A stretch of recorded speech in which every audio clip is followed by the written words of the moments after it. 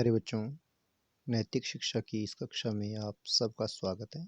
आज हम पाठ 18 जिसका कि नाम है न्यायमूर्ति डॉक्टर मेहरचंद महाजन के बारे में पढ़ेंगे।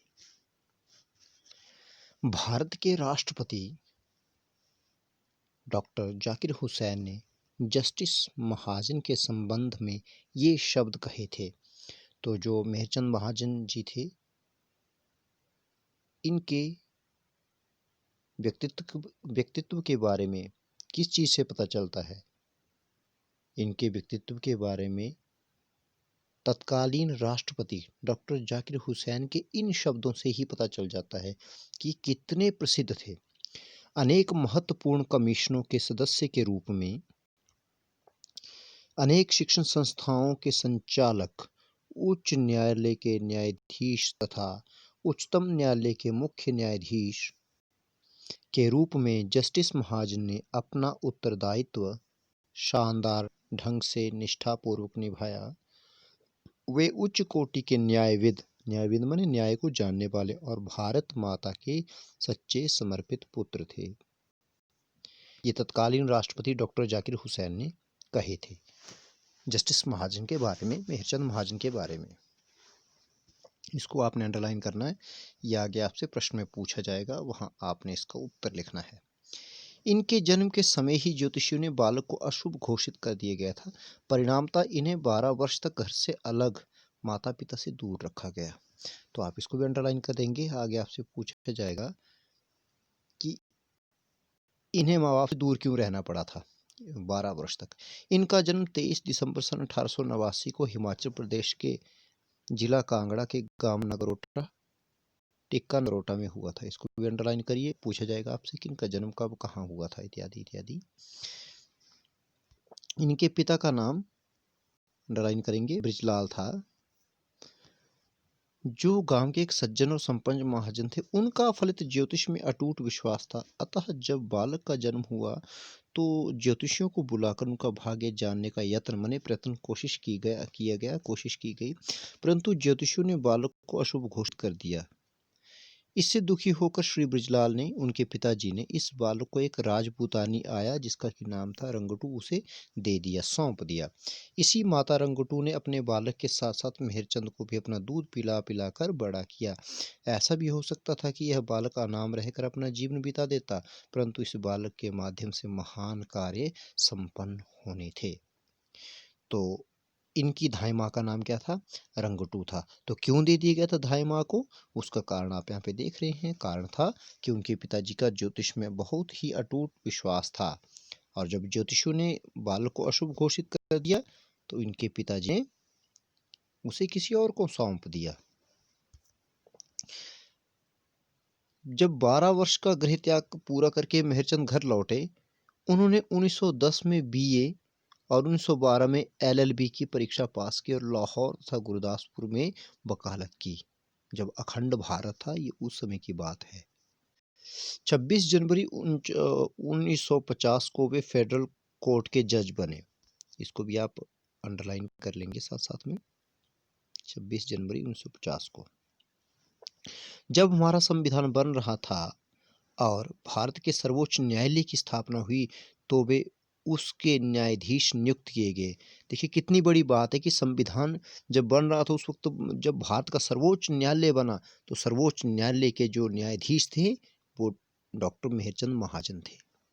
4 जनवरी 1954 को वे भारत के सर्वोच्च न्यायालय के मुख्य न्यायाधीश बनाए गए। भारत के सर्वोच्च न्यायालय का मुख्य न्यायाधीश होना अपने आप में एक बहुत बड़ी काबिलियत होती है। अपने जीवन में न्यायाधीश के रूप में मेहरचंद महाजन जी ने जितने भी फैसले किए, उनमें से कोई भी ऊंची अदालत में पुनर्विचार के लिए नहीं गया, मतलब उस पर दोबारा से सुनवाई करने के लिए नहीं भेजा गया। इससे उनकी बुद्धि की सूक्ष्मता एवं न्याय निपुणता प्रकट होती है। तो आप इसको भी अंडरलाइन करेंगे कि डॉक्टर महाजन की बुद्धि की सूक्ष्मता एवं न्याय निपुणता का पता कैसे चलता है।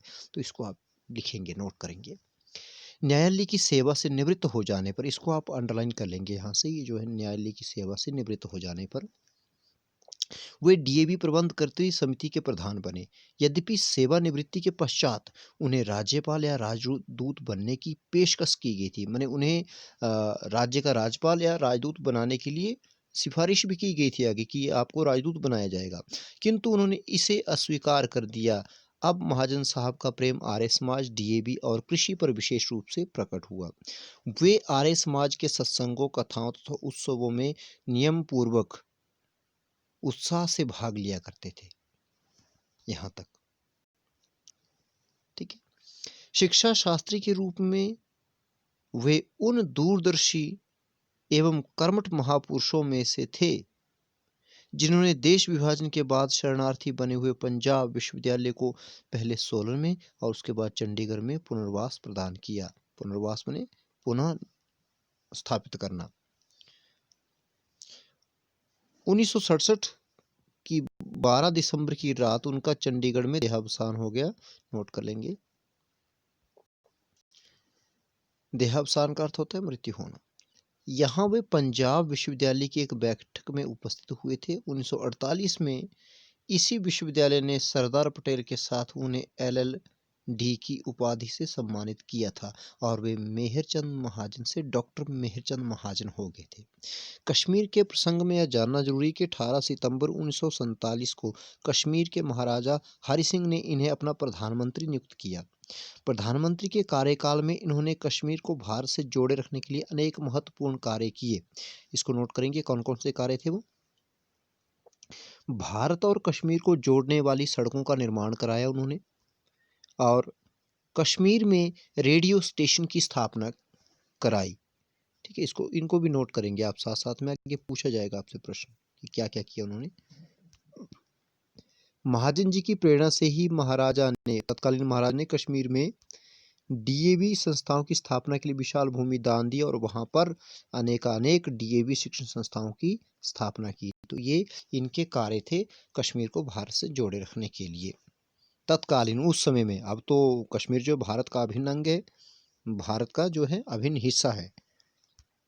भारत विभाजन से डीएवी को भी बहुत बड़ी क्षति माने नुकसान हुआ, क्षति पहुंची। जनता के दान से बनाई गई शिक्षण संस्थाएं तो पाकिस्तान में रह गई थी। धन का नितांत माने टोटली कंप्लीटली अभाव हो गया था। डीएवी के असंख्य कर्मचारी बेघर हो गए थे। पाकिस्तान से आने वाले असंख्य छात्र छात्राओं का भविष्य अंधकारमय हो गया था। डॉक्टर महाजन ने अपनी दूरदृष्टि का परिचय देते हुए डीएवी का कार्यालय जालंधर से दिल्ली आने की प्रेरणा तत्कालीन नेताओं को दी।